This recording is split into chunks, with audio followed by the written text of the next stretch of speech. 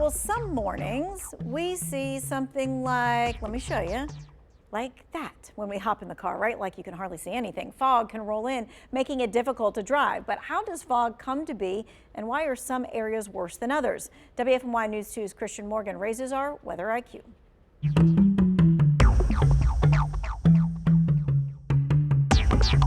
Well, it's also common in fall and in winter and can really make for treacherous travel. Now, we're not talking about snow, although we've had plenty of that.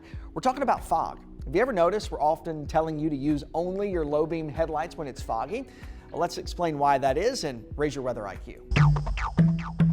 All right, first, let's talk about two really common types of fog for our area. The first one is called radiation fog, and this is probably the most common for our area. It happens on a night when we have a clear sky and when our winds are calm or at least light. After the sun sets, the Earth starts to radiate all the heat that it's gotten during the day. It radiates that back up to space. When the air near the ground cools to the point of the dew point, condensation forms.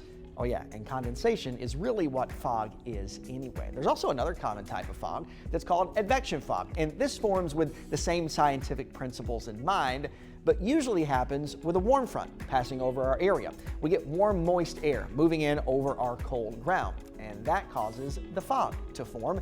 Again, usually when we have a change in weather or when warm, moist air is moving over a cold ground, when a warm front lifts to the north.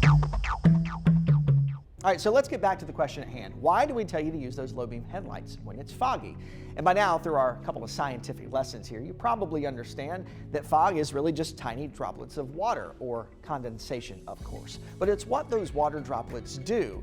They really act like mirrors and can reflect light back to you in the car. So it's a pretty simple concept, actually. Less light equals less reflection.